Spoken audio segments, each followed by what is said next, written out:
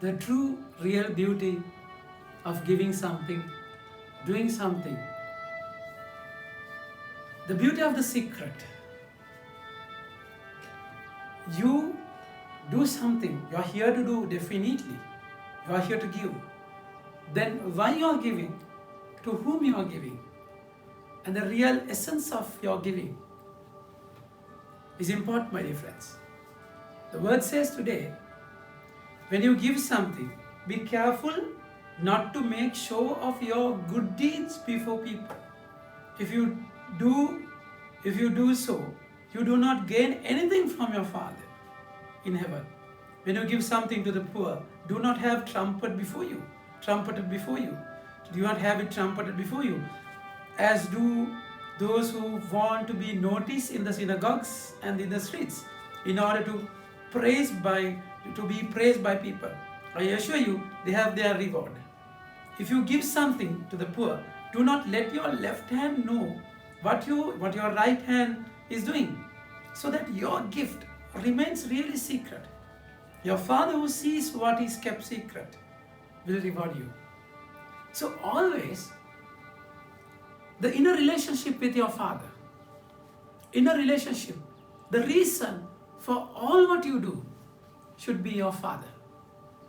That relationship.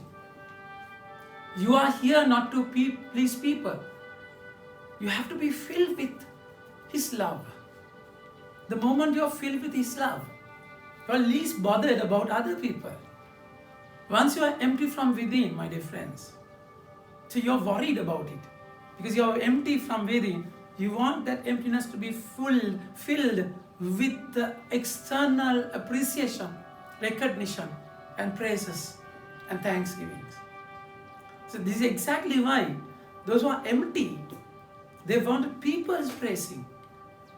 So they wanted that attention. But then, if you have an inner life, inner relationship with the Father, so all what you do is an internal affair, internal connection. So you don't have to worry about what other people think about you, whether they recognize it or not. Because it's a secret. What is your secret, my dear friends, in life? Do you have a secret with the Father? Do you have a sacred secret with Him? The Lord is saying beautifully, remember, the one who sows meagerly will reap meagerly. And those, there shall be generous harvests for those who sow generously. Each of you should give as you decide personally and not reluctantly, as if obliged. God loves a cheerful giver. So see the secret of the motive, my dear friends. So it's all you want to, your whole motive is to please Him. So He loves a cheerful giver. So you give without expecting anything.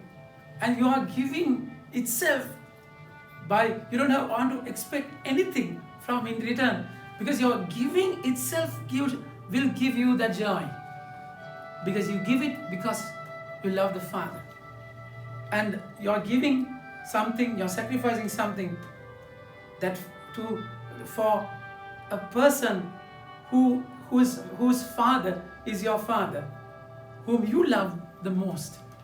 That's exactly the reason why you should give and sacrifice. Scripture says, He distributed, He gave to the poor. His good works last forever. God, who provides the sower with seed, will also provide him with the bread he eats.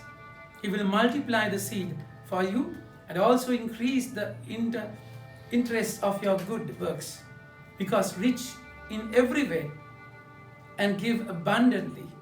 What you give will become, through us, thanksgiving to God. So this is the whole joy of giving.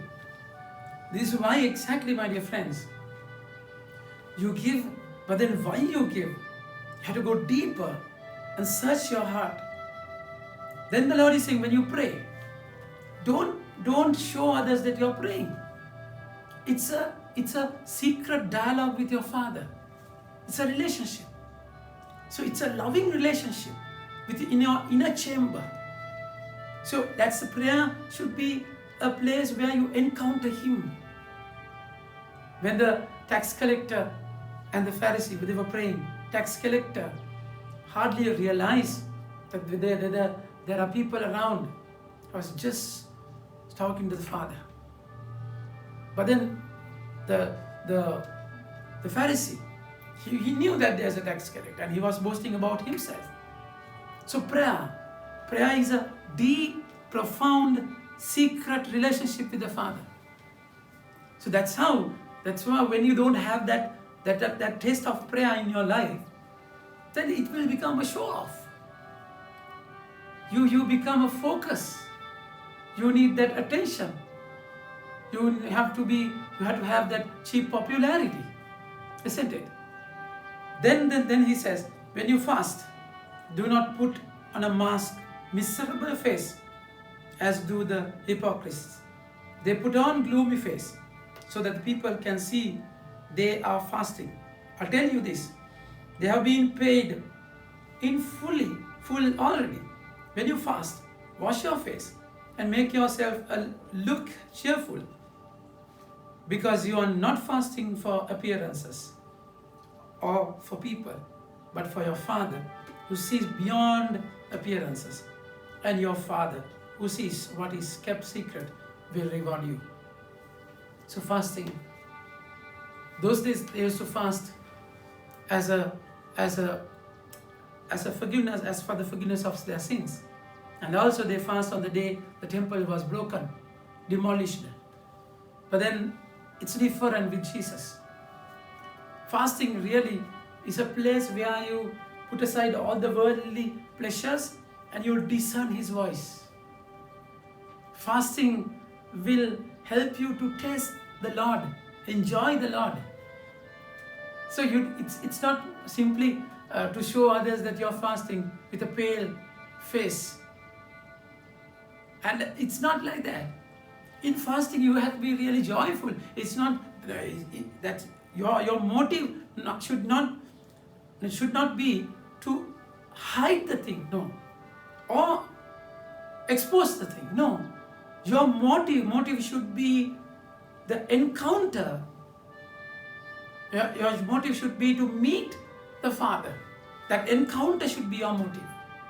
That's exactly the Lord is expecting you. So in that encounter, whether others will realize or not, we are least bothered.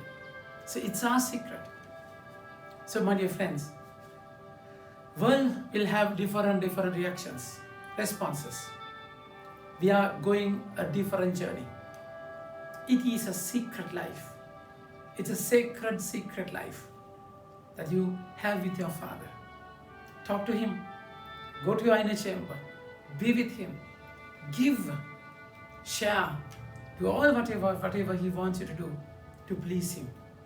So whether people will appreciate it or not, we are least bothered, because my Father sees everything and He rewards me secretly. So I don't want my true treasure to be wasted by having those worldly momentary recognitions and pleasures.